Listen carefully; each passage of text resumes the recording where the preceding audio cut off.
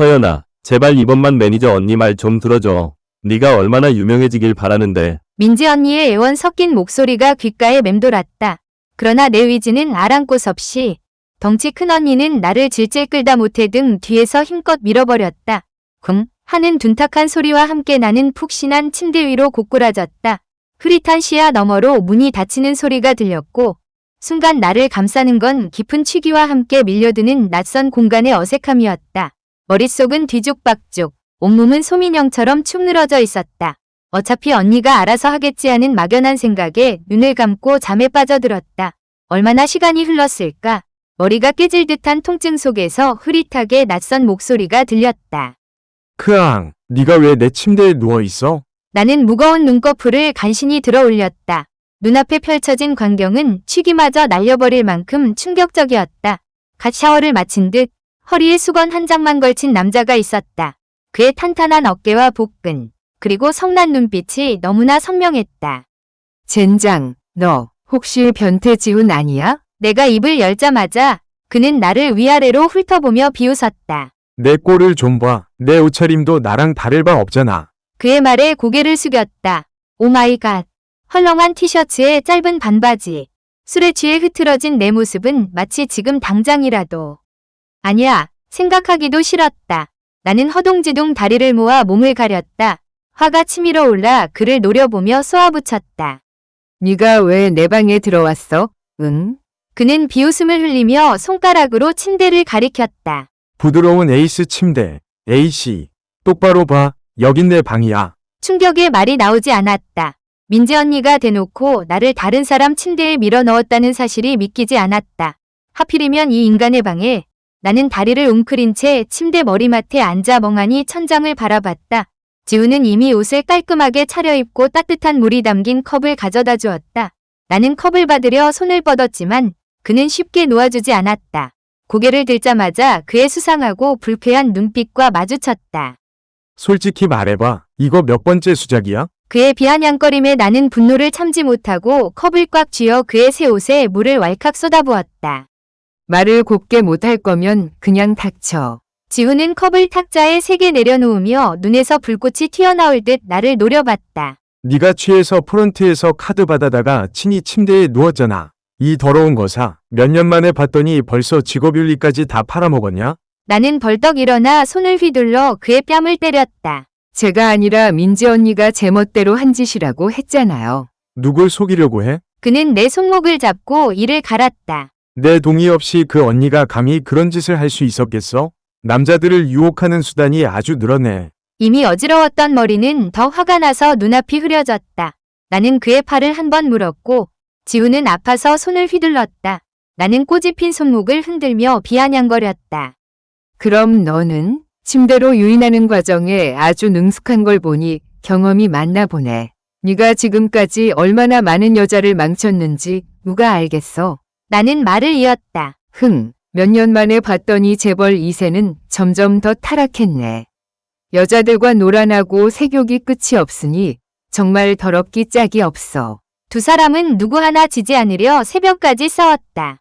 해가 동쪽에서 떠오를 때쯤 나는 더 이상 버틸 수 없었다. 여기서 자자. 깨면 다시 싸우자. 내 제안에 그는 아무 말 없이 고개를 끄덕였다. 동의하자마자 나는 깊은 잠에 빠져들었다. 너무 깊이 잠들어서 누가 방에 들어와도 둘 다 눈치채지 못했다. 똑똑, 어머, 저것 좀 봐. 저 두 사람, 정말 부부의 상이네. 똑똑, 어머, 저것 좀 봐. 저 두 사람, 정말 부부의 상이네. 내가 엄마한테 말했잖아요. 저 둘은 겉으로는 싸우는 척하지만 뒤로는 엄청 친하다니까요. 할머니, 할아버지는 안 믿으셨잖아요. 역시 할머니 눈은 밝으셔. 시끄러운 소리에 나는 천천히 눈을 떴고 옆을 보니 지훈과 눈이 마주쳤다. 놀라서 벌떡 일어났는데 내 부모님과 지훈의 부모님이 침대 머리맡에 서 계시는 게 아니겠는가. 나는 순간적으로 눈을 질끈 감았다. 이건 분명 꿈일 거야. 엄마, 아빠. 옆에서 지훈의 믿을 수 없는 떨리는 목소리가 들렸다. 나는 눈을 동그랗게 뜨고 꽃처럼 활짝 웃는 내 얼굴이 내 앞에 둥둥 떠 있는 것을 보았다. 네 사람은 일제히 환한 미소를 지었다. 좋은 아침, 딸. 좋은 아침, 아들. 나는 고개를 돌려 지훈의 눈을 마주쳤고 그도 나와 똑같이 당황하고 있다는 것을 발견했다. 망했어. 나와 지훈이 아무리 결백하다고 말해도 아무도 믿지 않을 거야. 내 엄마는 손뼉을 치며 말했다. 오, 얘들아, 부끄러워하지 마. 부모님들은 다 알아. 해가 동쪽에서 떠오를 때쯤 나는 더 이상 버틸 수 없었다. 여기서 자자. 깨면 다시 싸우자. 내 제안에 그는 아무 말 없이 고개를 끄덕였다. 동의하자마자 나는 깊은 잠에 빠져들었다. 너무 깊이 잠들어서 누가 방에 들어와도 둘 다 눈치채지 못했다. 똑똑, 어머, 저것 좀 봐. 저 두 사람, 정말 부부의 상이네. 똑똑, 어머, 저것 좀 봐. 저 두 사람, 정말 부부의 상이네. 내가 엄마한테 말했잖아요. 저 둘은 겉으로는 싸우는 척하지만 뒤로는 엄청 친하다니까요. 할머니, 할아버지는 안 믿으셨잖아요. 역시 할머니 눈은 밝으셔. 시끄러운 소리에 나는 천천히 눈을 떴고 옆을 보니 지훈과 눈이 마주쳤다. 놀라서 벌떡 일어났는데 내 부모님과 지훈의 부모님이 침대 머리맡에 서 계시는 게 아니겠는가. 나는 순간적으로 눈을 질끈 감았다. 이건 분명 꿈일 거야. 엄마, 아빠. 옆에서 지훈의 믿을 수 없는 떨리는 목소리가 들렸다. 나는 눈을 동그랗게 뜨고 꽃처럼 활짝 웃는 내 얼굴이 내 앞에 둥둥 떠 있는 것을 보았다. 네 사람은 일제히 환한 미소를 지었다. 좋은 아침, 딸. 좋은 아침, 아들. 나는 고개를 돌려 지훈의 눈을 마주쳤고 그도 나와 똑같이 당황하고 있다는 것을 발견했다. 망했어. 나와 지훈이 아무리 결백하다고 말해도 아무도 믿지 않을 거야. 내 엄마는 손뼉을 치며 말했다. 오, 얘들아, 부끄러워하지 마. 부모님들은 다 알아. 수지는 한때 고전적인 미모를 가진 사극 여신이었지만 현대극에서 좋은 시나리오를 받지 못하자 지훈이 투자한 현대극에 그의 인맥을 이용하려고 했다. 결국 젊고 잘생긴 투자자는 그를 이용하기 쉽지 않았다. 하룻밤이 지나 누가 이득을 보고 누가 손해를 봤는지 알 수 없었지만 결과적으로 그녀는 옷이 너덜너덜한 상태로 지훈에게 방에서 쫓겨났다. 그녀의 연기 경력은 그 자리에서 박살났고 나중에 지훈은 이분에게 딴 마음을 품으면 다 죽는다 라고 SNS에 선언까지 했었다. 그때 나는 휴대폰 화면을 보며 입술을 비죽거렸다. 현실에서 저렇게 바람둥이인 사람이 누굴 보려고 순결한 척하는 거야? 또 정조를 지킨다고 나불거릴 때나 보자. 현실로 돌아와 보니 술기운 때문에 머리가 깨질 듯 아팠다. 특히 이 하디쇼를 본 후에는 더 그랬다. 연예계에 발을 들인 지 4년. 나는 실력으로 한 단계씩 올라섰다. 이 배우라는 직업을 진심으로 사랑했고 유명해지는 것 따위는 신경 쓰지 않았다. 만약 추한 방식으로 유명해지고 싶었다면 처음부터 아버지께 몇 마디만 부탁하면 되는 일이었다.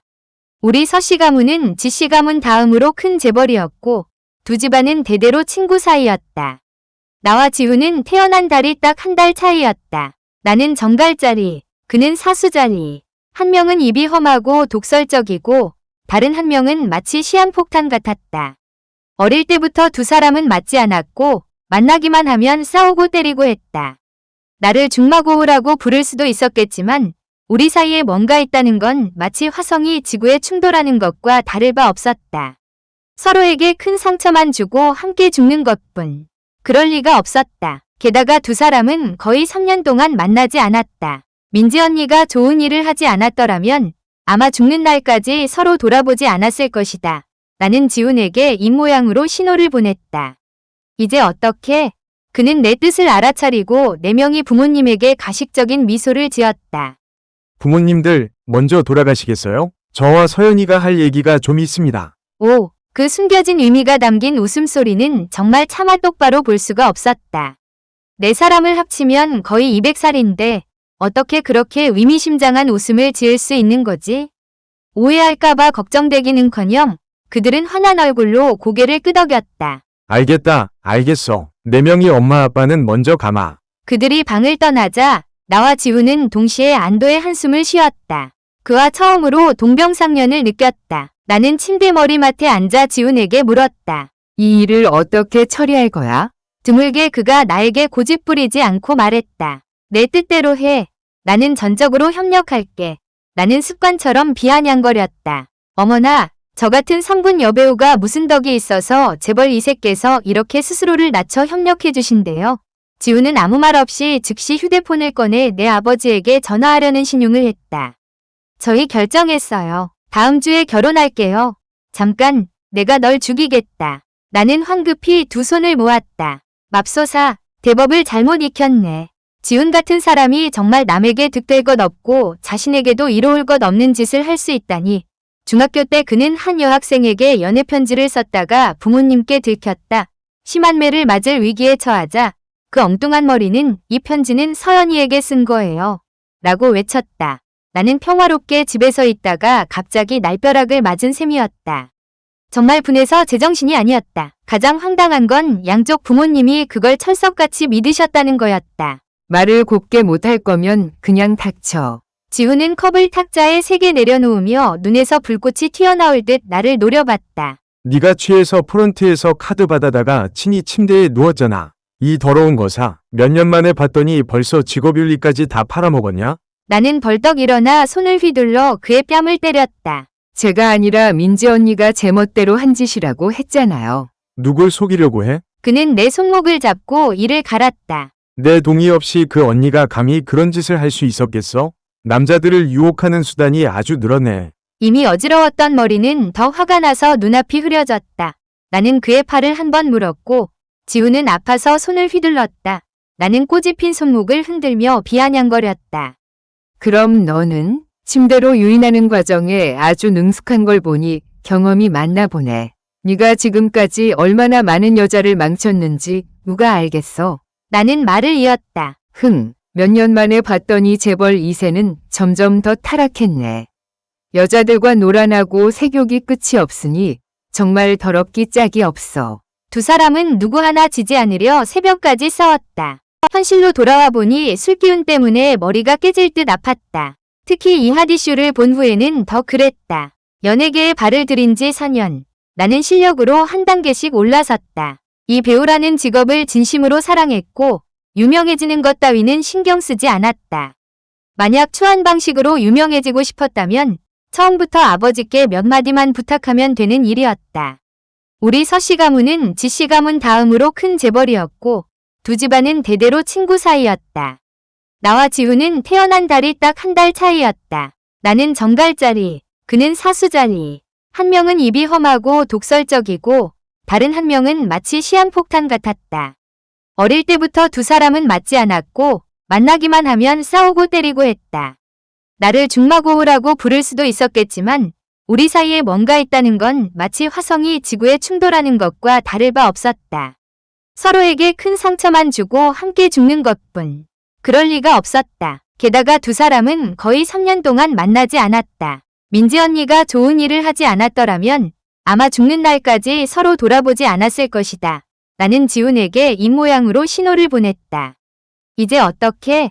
그는 내 뜻을 알아차리고 네 명이 부모님에게 가식적인 미소를 지었다. 부모님들 먼저 돌아가시겠어요? 저와 서연이가 할 얘기가 좀 있습니다. 나는 언니의 변명에 황당함을 감추지 못했다. 기대하긴 뭘 기대해요. 그래서 결국 두 사람 잘 된 거예요. 나는 언니를 추궁하려고 했는데 오히려 언니에게 역으로 당하고 말았다. 언니는 어쨌든 스캔들은 났고 너도 지금 핫이슈잖아. 이걸 발판 삼아 다음 단계로 넘어가야지 라며 내 말을 잘라버렸다. 댓글을 보니 인간의 상상력은 정말 무섭다는 생각이 들었다.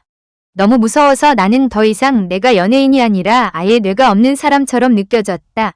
민지 언니는 지훈 쪽에서 아무런 움직임도 없고 나는 여전히 자기 눈앞에 멀쩡하게 서서 언니를 한바탕 꾸짖을 기력까지 남아있는 것을 보고 나와 지훈 사이에 분명 뭔가 불미스러운 일이 일어났다고 확신했다. 크고 작은 언론 매체들은 모두 상황의 전개를 예의주시하며 기다렸다. 이틀, 사흘, 드디어 지훈도 SNS를 업데이트했다. 과연 그답게 버튼을 누르는 고양이를 이용했네요. 이 할아버지 고양이의 위험을 훼손하지 마라. 영상 속에는 주황색 털을 가진 장모 고양이 한 마리가 엉덩이로 바닥의 버튼을 눌러 잘생긴 아빠라는 소리를 냈다. 맙소사, 나는 정말 감탄했다. 대체 얼마나 자아도취에 빠져 있어야 저럴 수 있는 거지. 하지만 아무리 말해도 이 고양이는 정말 그가 잘 돌봐준 게 맞았다. 나비는 원래 내가 3년 전 길에서 주운 길고양이였다. 그때는 거의 죽어가고 있었는데 내가 적지 않은 돈을 들여 겨우 살려냈다.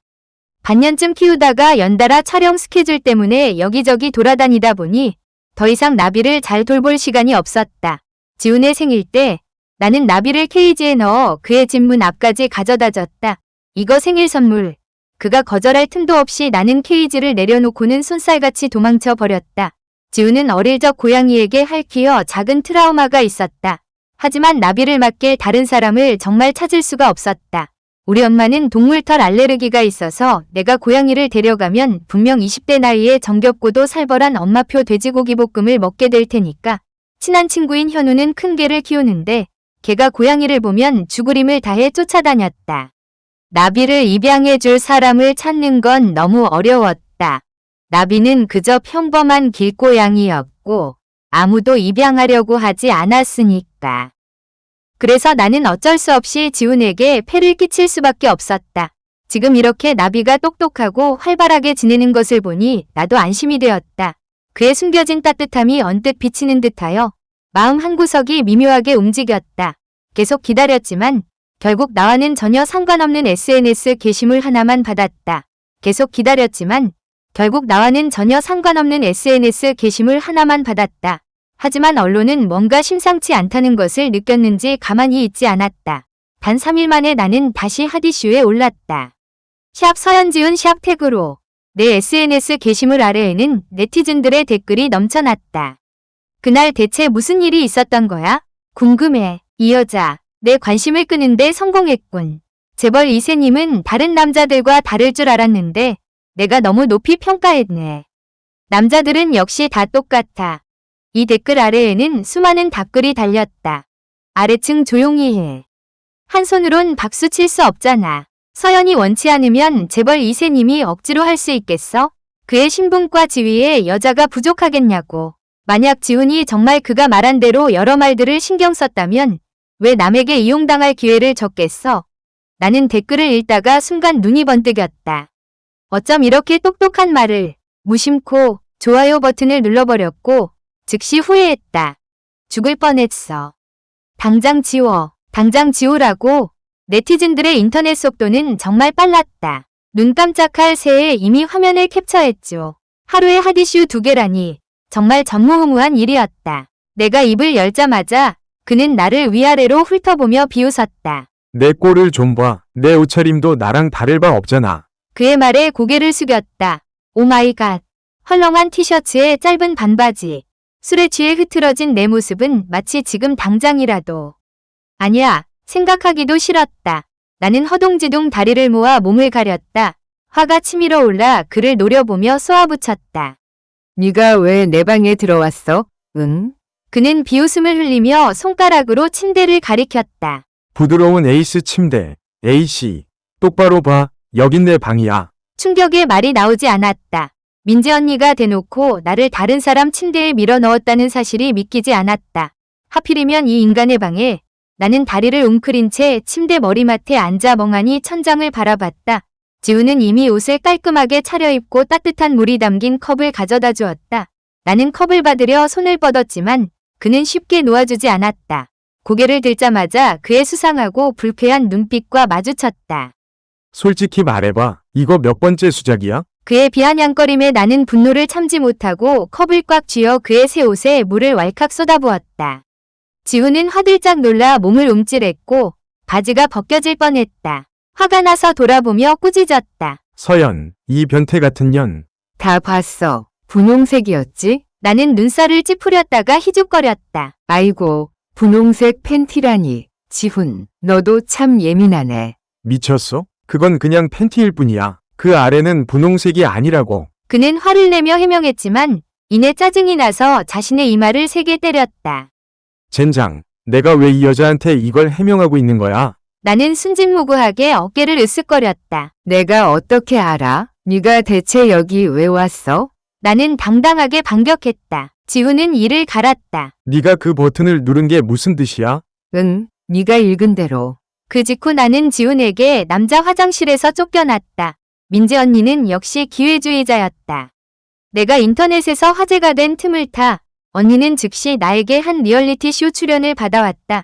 지난 4년 동안 나는 단 한 번도 예능 프로그램에 참여한 적이 없었다.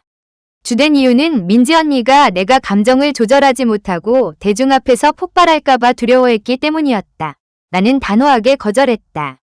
안 갈 거예요. 안 가도 가야 해. 아, 대주주님께서 너를 직접 지목하셨어. 안 가면 앞으로 반년 동안 영화 못 찍어. 남을 이렇게 억지로 시키다니 정말 잔인한 일이었다. 오 세상에 이 무력감을 누가 이해해 줄 수 있을까? 언니가 받아온 프로그램은 밀실탈출 공포쇼였다. 나는 천하무적 서연. 두려워하는 것은 오직 어둠뿐. 그런데 무서울 때마다 기관총처럼 욕설을 내뱉는 버릇이 있었다. 어떤 사람들은 그걸 정신병이라고 부르기도 한다. 촬영 전에 민지 언니는 이 쇼가 생방송이라는 것을 나에게 전혀 말해주지 않았다. 프로그램 스태프가 각 출연자의 머리에 고프로 카메라를 달아줄 때가 되어서야 나는 끔찍한 사실을 깨달았다. 맙소사. 나는 후반 작업으로 처리해줄 거라고 생각했다. 내가 무심코 내뱉은 욕설들을 어떻게 처리할지 다 알고 있었는데 생방송이라니. 어떻게 해야 하지? 시청자들이 내 특별한 욕설 치료 퍼포먼스를 듣게 할 수는 없잖아요. 에라 모르겠다. 이미 시작된 일, 어쩔 수 없지. 기껏해야 또 핫이슈에 오르는 것뿐이겠지. 나는 신경 쓰지 않기로 했다. 이 프로그램에는 총 6명의 게스트가 참여했다. 나 외에 2명이 리얼리티 쇼 전문가, 1명이 남자 아이돌, 그리고 2명이 여배우였다. 불행하게도 아는 사람이 아무도 없었다. 친한 사람도 없었다. 울고 싶어도 혼자 꼭 참고 견뎌야 했다. 너무 외로워서 눈가리개를 쓰자마자 마치 엔진이라도 달린 것처럼 팔다리가 갑자기 통제불능으로 흔들렸다. 몇 걸음 걷자 다리가 국수처럼 흐물거렸고 라이브 스트림 댓글은 즉시 화면을 가득 채웠다. 해가 동쪽에서 떠오를 때쯤 나는 더 이상 버틸 수 없었다. 여기서 자자. 깨면 다시 싸우자. 내 제안에 그는 아무 말 없이 고개를 끄덕였다. 동의하자마자 나는 깊은 잠에 빠져들었다. 너무 깊이 잠들어서 누가 방에 들어와도 둘 다 눈치채지 못했다.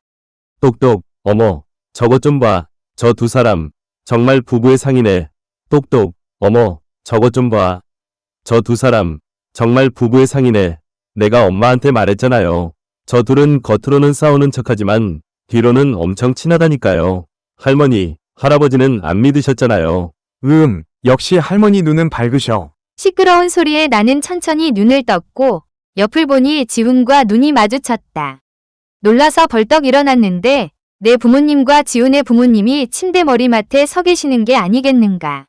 나는 순간적으로 눈을 질끈 감았다. 이건 분명 꿈일 거야. 엄마, 아빠. 옆에서 지훈의 믿을 수 없는 떨리는 목소리가 들렸다. 나는 눈을 동그랗게 뜨고 꽃처럼 활짝 웃는 내 얼굴이 내 앞에 둥둥 떠 있는 것을 보았다. 네 사람은 일제히 환한 미소를 지었다. 좋은 아침, 딸. 좋은 아침, 아들. 나는 고개를 돌려 지훈의 눈을 마주쳤고 그도 나와 똑같이 당황하고 있다는 것을 발견했다. 망했어. 나와 지훈이 아무리 결백하다고 말해도 아무도 믿지 않을 거야. 내 엄마는 손뼉을 치며 말했다. 오, 얘들아, 부끄러워하지 마. 부모님들은 다 알아. 내 입에서는 기관총처럼 욕설이 튀어나왔지만 다리는 완전히 기능을 잃었다. 국수처럼 흐물거려 바닥에 풀썩 주저앉았고 오직 두 손으로만 필사적으로 오른쪽으로 기어갈 수밖에 없었다. 이때 라이브 스트림 화면은 댓글로 가득 찼다. 듣자마자 진짜라는 걸 알겠네. 너무 리얼해. 진짜 너무 무서워. 여보세요? 119예요? 제 다리가 없어졌어요. 비명소리가 터져나왔고 나는 어둠 속에서 처절하게 기어갔다. 다른 게스트들은 이미 도망쳐 사라졌고 내가 간신히 오른쪽 길목으로 기어가 벽에 손을 짚으려던 순간 피 묻은 손이 내 어깨를 잡아챘다. 으악. 다른 손에는 아까부터 윙윙거리는 전기톱이 들려 있었다. 바로 그 전기톱 살인마였다. 내 머리가 터질 듯이 공포에 질려 미쳐버릴 것 같았다. 내 두 무릎은 즉시 쿵 소리를 내며 바닥에 굳건히 꿇어졌다. 나는 전기톱 살인마에게 좁고 밀폐된 방으로 끌려 들어갔다. 정확히는 그가 나를 거의 던져 넣다시피 했다. 내 몸은 지금 두부보다도 부드러울 것이다. 전기톱 오빠, 정말 고생 많으셨어요. 그가 나를 방에 넣은 후 쇠사슬로 내 손과 발을 묶었다. 확성기에서는 동료 구조 임무를 알리는 방송이 울려 퍼졌다. 이번 프로그램은 인질을 설정했는데 내가 바로 그 불운한 인질이었던 것이다. 불운은 겹쳐서 나는 밀폐공포증까지 있었다. 어릴 적 나는 아이스크림을 사러 아래층에 내려갔다가 엘리베이터에 갇혔다. 불행히도 낮잠 시간이라 엘리베이터를 쓰는 사람이 아무도 없었고 나는 그 안에서 오랫동안 갇혀 있다가 겨우 구조되었다. 그때부터 나는 밀폐공포증이 생겼고 좋아하던 아이스크림도 끊었다. 심장이 쿵쾅거리고 숨은 마치 누군가 무겁게 짓누르는 것처럼 거칠어졌다. 나는 호흡을 조절하려고 노력하며 속으로 되뇌었다. 그냥 게임일 뿐이야. 긴장하지 마. 진정해. 잠시 후면 동료들이 나를 구하러 올 거야. 힘내. 하지만 아무리 노력해도 나는 마음속 깊은 곳에서부터 강력한 욕구를 느꼈다. 당장이라도 쇠사슬을 끊고 이곳을 탈출하고 싶었다. 답답한 공기와 쇠사슬의 차가운 감촉이 나를 질식시킬 것만 같았다. 점점 의식이 흐려지고 눈앞이 깜깜해졌다. 서연은 왜 그래? 몸이 안 좋은 것 같아. 세상에, 그녀 뭐 하는 거야? 손 안 아파? 아마 밀폐공포증이 있는 것 같아. 라이브 방송 댓글창은 내 상태를 걱정하는 메시지로 가득 찼다. 쿵쾅, 쿵쾅. 내 심장 박동과 숨소리가 뒤섞이며 의식은 점점 희미해졌다. 서연, 괜찮아? 나는 희미하게 눈앞의 낯선 얼굴들을 바라봤다. 눈꺼풀이 무겁게 내려앉았고 의식을 잃기 직전 낯익은 얼굴 하나가 시야에 들어왔다. 나는 눈을 뜨려고 애썼고 입술은 가늘게 움직이며 그의 이름을 중얼거렸다. 지훈. 바로 다음 순간 나는 누군가에게 단단히 안겼다. 나는 지훈의 품에 안겨 눈물을 펑펑 쏟아냈다. 흑흑, 너무 무서워요. 괜찮아. 더 이상 무섭지 않을 거야. 내가 있잖아. 그가 부드럽게 내 등을 토닥여 주었다. 집에 가고 싶어요. 응. 지금 바로 집에 데려다 줄게. 말하며 그는 나를 번쩍 안아올리고는 빠르게 밖으로 걸어나가면서 계속해서 위로했다.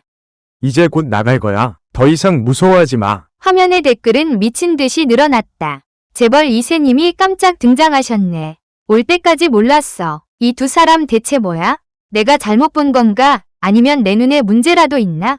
재벌 이세님이 이렇게 다정할 때도 있네. 오 세상에, 왜 갑자기 이 커플이 사랑하는 것 같지? 핫이슈가 다시 폭발했다. 샵 재벌 2세. 라이브 스트림의 깜짝 등장 샵. 샵 지훈 서연 행복 샵. 샵 지훈의 반전 매력 샵. 지훈은 극도로 화가 났고 결과는 매우 심각했다. 그는 내 회사 대표, 매니저 민지, 그리고 프로그램 감독까지 모두 찾아가 따져 묻겠다고 선언했다.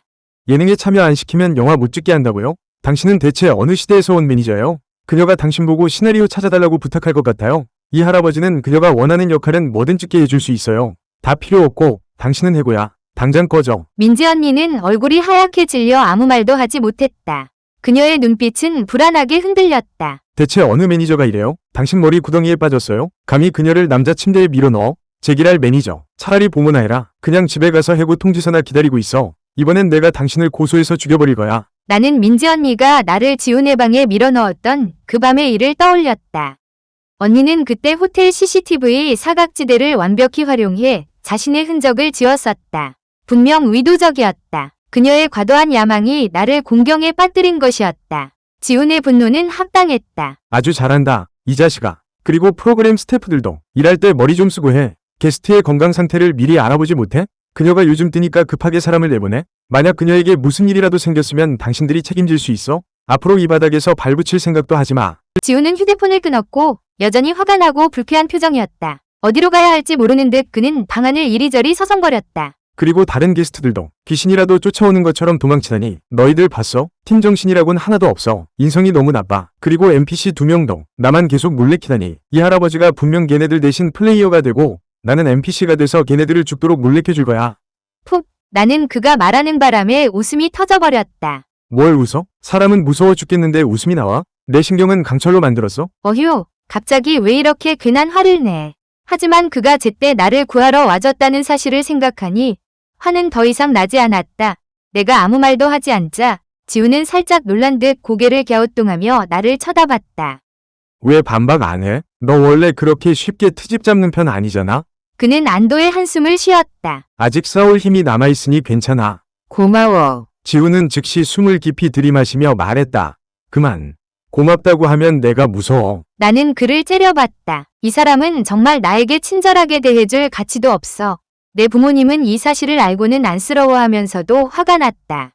내 사장님을 찾아가 따져 묻겠다고 말했다. 괜찮아요. 지훈이 저 대신 다 따져줬어요. 사장님은 마치 혼이 나간 듯 허둥지둥 나에게 사과 전화를 걸었고 심지어 한 달 휴가까지 주셨다. 말이 끝나자마자 나는 내 입을 때리고 싶었다. 왜 하필 지훈을 내 부모님 앞에서 언급해서 남에게 옷고름까지 풀어 보이는 격이 되었을까? 오, 그 애가 너 대신 나섰다고? 그럼 우리 집에서 그 집 식구들을 초대해서 저녁 한 끼 대접하며 감사 인사를 전해야겠네. 부모님들은 이구동성으로 말씀하셨지만 마냥 친절해서 그러는 게 아니라 분명 다른 꿍꿍이가 있었을 것이다. 두 집안의 오랜 친분 관계와 함께 두 사람이 결혼하여 가업을 잇는 것을 내심 바라는 마음이 분명히 느껴졌다. 하지만 이번에는 내가 반대하지 않았다. 정말 그에게 제대로 된 저녁 한 끼 대접하며 감사 인사를 전해야 했으니까. 어쨌든 그가 없었다면 나는 아마 28살이 서연으로 요절했을지도 모르니까 감사 인사를 위한 저녁 식사라고 했지만 모르는 사람이 보면 두 집안이 곧 상견례라도 하는 줄 알았을 것이다. 내 엄마와 지훈의 엄마는 식사 전날 함께 쇼핑하러 갔다. 나와 지훈에게 각각 새 옷 한 벌씩을 사주셨다. 커플룩이네.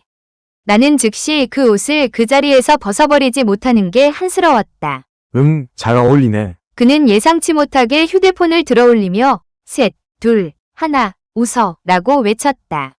이봐. 지훈은 손가락으로 나를 가볍게 툭 치며 말했다. 메시지 친구 다시 추가하자. 내가 너한테 사진 보낼게. 나는 휴대폰을 꺼냈다. 친구 요청을 수락했습니다. 이제 채팅할 수 있습니다. 어때? 만족하지? 나는 사진을 열어 자세히 보았고 첫눈에 매우 만족했다. 나는 정말 예쁘고 너는 뭐 그럭저럭이네. 그는 나를 보며 입가에 미소를 띠고 아무 말도 하지 않았다. 이 장면은 즉시 파파라치에게 찍혀 인터넷에 올라갔다. 사진 속 나는 고개를 숙여 휴대폰을 보고 있었고 지훈은 나를 보며 다정하게 웃고 있었죠. 샵 지훈 서연 커플룩 입다 샵. 인터넷 댓글은 즉시 폭발했다. 내가 이 두 사람 단순한 사이 아니라고 했잖아. 열흘 만에 커플룩까지 입었네. 그럼 지난번은 분명 암묵적인 룰이 아니었겠네. 아닐 수도 있지. 어쩌면 그 사건 이후에 데이트했을 수도. 이제서야 당사자들이 공개하는군. 세상에. 눈 깜짝할 새. SNS가 폭발했다. 이 지훈이라는 녀석은 정말 가만히 있지를 못하네요. 그는 그럼 지난번은 분명 암묵적인 룰이 아니었겠네. 라는 댓글을 리포스트하고는 그녀는 원래 그런 사람이 아니야. 라고 한 문장 더 추가했다. 이 녀석 갑자기 왜 재미있는 상황에 뛰어드는 거야? 나는 즉시 그의 SNS 게시물을 메시지로 공유했다. 너 미쳤어? 그냥 그 사건 조용히 지나가기로 합의한 거 아니었어? 상견례도 했고 커플룩도 입었고 네티즌들도 우리에게 공개하라고 재촉하는데 너는 아직도 냉정하게 처리하겠다는 거야? 내 심장은 정말 차갑다. 물음표. 사람 말로 해. 아니면 우리 가짜를 진짜로 만들어 버릴까? 나는 화면의 글자들을 빤히 쳐다보며 한동안 정신을 차리지 못했다. 그가 대체 무슨 헛소리를 하는 거야? 이 일을 어떻게 가짜를 진짜로 만들 수 있어? 그처럼 문란한 바람둥이를 내가 어떻게 받아들여요? 아니, 이유는 너를 안 좋아해. 화면 위에는 상대방이 메시지를 입력 중입니다 라는 글자가 나타났다가 사라졌다. 지훈이 메시지를 입력 중입니다. 지훈이 메시지를 입력 중입니다. 결국 모든 것은 그 이름에서 멈추고 침묵했다. 나는 그 이름을 몇 초간 빤히 쳐다보다가 휴대폰 화면을 잠갔다. 잠긴 화면은 다시 열 수 있지만 어떤 것들은 일단 잠기면 쉽게 다시 열 수 없으니까. 나와 지훈은 같은 도시에 있는 학교에 다녔고 두 학교는 지하철역 한 정거장 거리에 불과했다. 두 사람은 북부에서 자라다가 갑자기 남부로 이사와서 살게 되었으니 익숙하지 않은 것들과 적응하기 어려운 온갖 것들이 있었다. 사람은 낯선 환경에 놓이면 서로에게 의지하기 마련이다. 예전에는 불구대천의 원수였다 할지라도 그때는 갑자기 이해할 수 없는 친밀감을 느꼈다. 나와 그의 메시지 채팅 빈도가 갑자기 늘어났고 두 사람은 매일매일의 소소한 일들을 서로 공유했다. 그날 대체 무슨 일이 있었던 거야? 궁금해. 이 여자, 내 관심을 끄는데 성공했군. 재벌 이세님은 다른 남자들과 다를 줄 알았는데 내가 너무 높이 평가했네. 남자들은 역시 다 똑같아. 이 댓글 아래에는 수많은 답글이 달렸다. 아래층 조용히 해. 한 손으론 박수 칠 수 없잖아. 서연이 원치 않으면 재벌 2세님이 억지로 할 수 있겠어? 그의 신분과 지위에 여자가 부족하겠냐고. 만약 지훈이 정말 그가 말한 대로 여러 말들을 신경 썼다면 왜 남에게 이용당할 기회를 줬겠어? 나는 댓글을 읽다가 순간 눈이 번뜩였다. 어쩜 이렇게 똑똑한 말을. 무심코 좋아요 버튼을 눌러버렸고 즉시 후회했다. 죽을 뻔했어. 당장 지워. 당장 지우라고. 네티즌들의 인터넷 속도는 정말 빨랐다. 눈 깜짝할 새에 이미 화면을 캡처했죠. 하루에 핫 이슈 2개라니. 정말 전무후무한 일이었다. 이번 영화는 사극 선형물이었고 나는 여주인공 다음인 두 번째 여주인공을 맡았다. 3군에서 2군으로 승격한 세민이 축하해주세요. 이 역할에는 와이어 액션이 많았다. 전에는 사극을 거의 찍지 않았고 맡은 역할도 4군이나 5군 조연이라 와이어를 사용해 본 적이 없었다. 이 역할을 잘 소화하기 위해 나는 수없이 연습하고 또 연습했다. 하지만 불행히도 사고는 터지고 말았다. 스태프가 와이어를 내리는 동안 옆에 서 있던 3번 여배우가 어떻게 된 건지 발을 헛디뎌 내가 서 있던 위치로 넘어졌다. 그녀를 피하려고 몸을 돌리다가 결국 허리를 삐끗했고 너무 아파서 똑바로 설 수조차 없었다. 의사는 허리 급성염자라고 진단했고 적어도 일주일은 침대에 누워 쉬어야 한다고 했다. 민재 언니는 해고되었고 새로운 매니저는 아직 구하지 못해서 내 옆에는 겨우 대학을 졸업한 어리숙한 인턴 보조만 남아있었다. 그 아이는 아무것도 몰랐다. 그 아이가 말만 빙빙 돌리는 것을 보니 나는 더욱 짜증이 났고 결국 그 아이에게 바로 휴가를 주었다. 나는 방에서 꼼짝 않고 누워있었다. 저녁이 되자 입맛이 하나도 없었다. 찰칵 문이 열렸다. 설마 그 작은 보조가 밥을 가져다 주러 온 건가? 나다. 지훈이 왜 여기 나타난 거지? 또 노려보지 마. 내 눈 큰 건 알아. 그는 족발찜이 들어있는 도시락을 들고 있었다. 내가 가장 좋아하는 메뉴였다. 나는 즉시 허겁지겁 먹어치웠고 밥 한 톨도 남기지 않았다. 그는 놀라서 눈을 크게 뜨고 말했다. 메시지로 다시 환생한 거야? 너 왜 이렇게 빨리 먹어? 네가 뭘 알아? 나 아직 아무것도 못 먹어서 배고파 죽겠단 말이야. 내 말에 그는 즉시 눈살을 찌푸리며 말했다. 다쳤는데 제대로 먹고 마시지 않으면 어떻게 회복돼? 젠장, 내가 허리를 삐끗했다고. 남자 주제에 징징대지 마. 듣기 싫어. 서연, 내 이름은 왜 불러? 무슨 불만이라도 있어? 나 징징대는 거 아니야. 걱정하는 거라고. 오늘 공포쇼가 이거야. 서연, 그의 목소리가 점점 화로 가득 차기 시작했다. 뭐? 나한테 한 번 싸우자는 거야? 누가 누굴 무서워해? 오, 이봐. 나는 네가 다쳤다는 소식 듣고 즉시 여기까지 달려왔어. 너랑 싸우려고 온 거 아니라고. 누가 오라고 했어? 안 와도 아무렇지도 않았어. 나는 이번에는 그가 화를 내며 가버릴 거라고 생각했다. 하지만 나는 그의 두꺼운 낯짝을 과소평가하고 있었다. 그는 당당하게 내 침대에 털썩 앉으며 말했다. 네가 이렇게 다쳤는데 나는 아무 데도 안 가. 그러고는 한마디 덧붙였다. 여기서 죽어도 안 갈 거야. 이제 와서 연기까지 하는 거야? 나는 몸을 뒤로 젖혔다. 지우는 나를 안중에도 없다는 듯 편안하게 샤워를 하고 잠옷으로 갈아입은 후 거실을 왔다 갔다 했다. 마치 여기가 자기 집이라도 되는 듯 말이죠. 너 서재는 다 찾아봤어? 그는 나를 째려보며 말했다. 뭘 긴장해? 처음 같이 자는 것도 아닌데 뭘. 누가 긴장했는데? 나는 벌떡 일어났다. 어떻게 갔다? 지난번 같이 잔 건 사고였을 뿐이잖아. 오케이, 괜찮아. 오늘부터 계속 같이 자다 보면 익숙해질 거야. 나는 너무 화가 나서 허리가 다시 아파왔다. 전투력이 심각하게 저하되었으니 더 이상 말싸움하지 않고 잠이나 자서 기력을 회복해야겠다고 생각했다. 조용한 밤이 지나고 다음날 아침 나는 맛있는 아침 식사 냄새에 잠에서 깼다.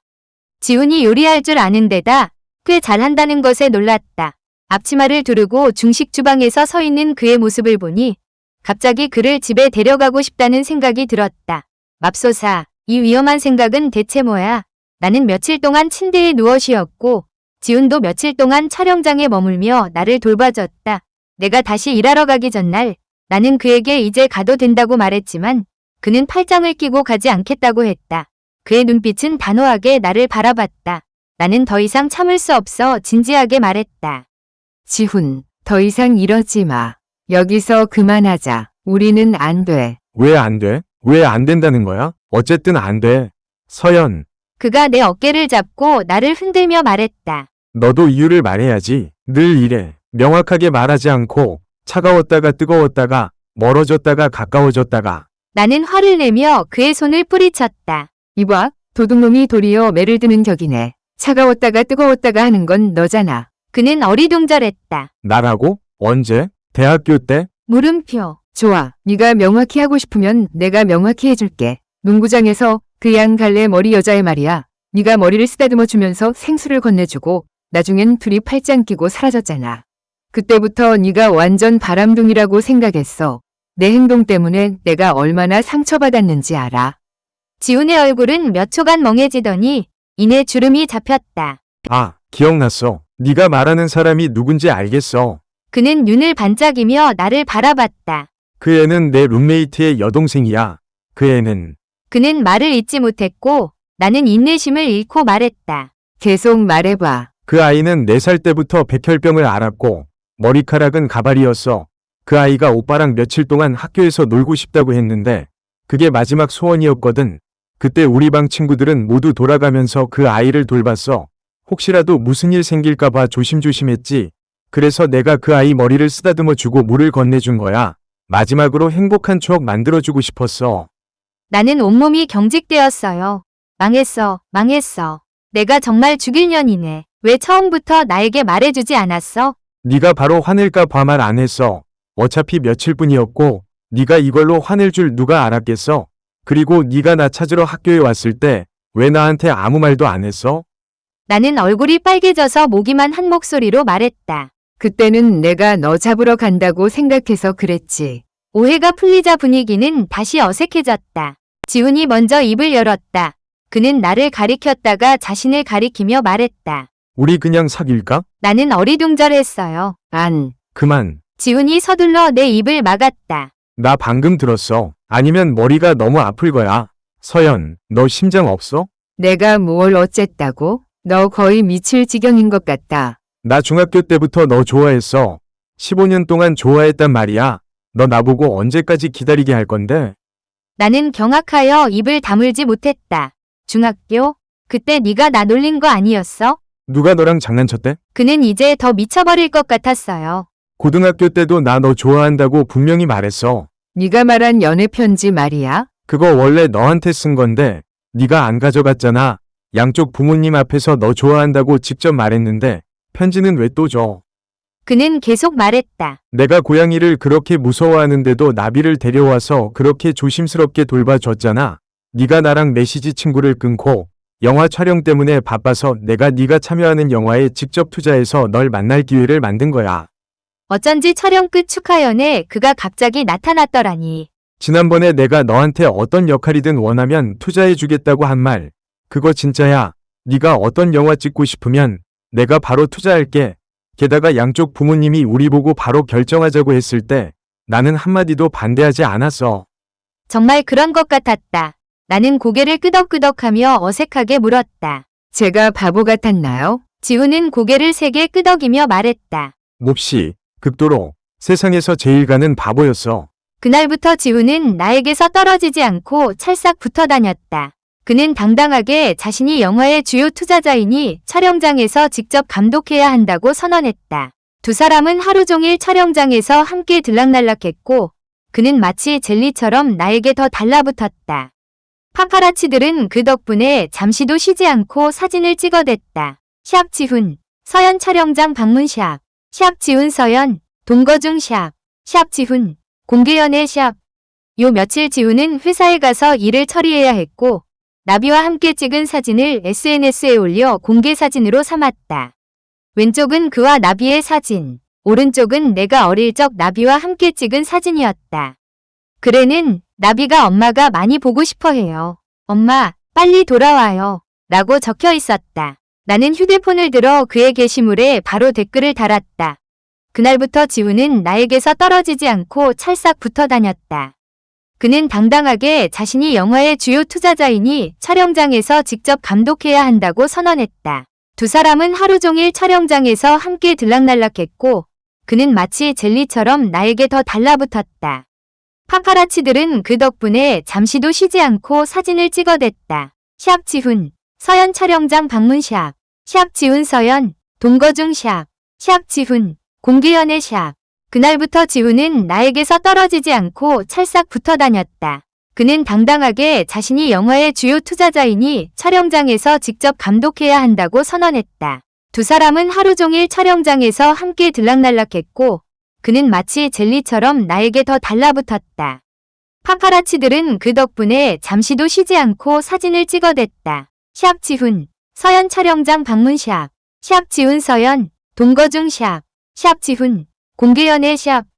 요 며칠 지훈은 회사에 가서 일을 처리해야 했고 나비와 함께 찍은 사진을 SNS에 올려 공개 사진으로 삼았다.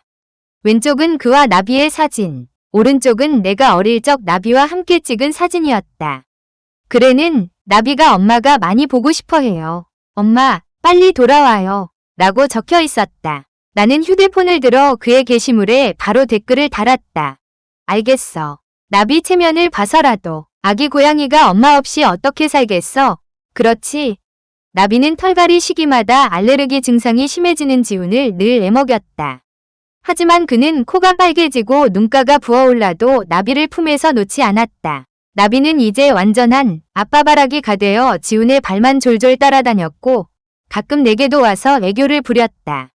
나비의 털에 얼굴을 묻고 있으면 지훈의 따뜻한 시선이 느껴졌다. 나비는 털갈이 시기마다 알레르기 증상이 심해지는 지훈을 늘 애먹였다. 하지만 그는 코가 빨개지고 눈가가 부어올라도 나비를 품에서 놓지 않았다. 나비는 이제 완전한 아빠바라기가 되어 지훈의 발만 졸졸 따라다녔고 가끔 내게도 와서 애교를 부렸다. 나비의 털에 얼굴을 묻고 있으면 지훈의 따뜻한 시선이 느껴졌다. 나의 지난 15년은 지훈을 바람둥이이자 변태로 오해하는 데 보냈다. 하지만 이제야 비로소 그의 진짜 모습을 보게 되었다. 그가 보여준 엉뚱하고 다혈질적인 모습 뒤에 나를 향한 변치 않는 진심과 따뜻한 마음이 숨어 있었다는 것을. 나의 마음속 깊은 곳에 자리 잡았던 불신과 상처는 나비의 부드러운 털처럼 포근하게 녹아내렸다. 그의 곁에서 나는 비로소 진정한 내 모습을 찾은 것 같았다. 우리 진짜 결혼할까? 어느 날 밤 함께 드라마를 보던 지훈이 불쑥 물었다. 나는 드라마에서 눈을 떼지 않은 채 어깨를 으쓱했다. 아직은 아니. 하지만 생각해볼게. 그의 얼굴에 번지는 환한 미소를 보며 나도 모르게 웃음이 터져나왔다. 어쩌면 이 악연이 평생을 함께할 가장 특별한 인연이었을지도 모른다는 생각이 들었다.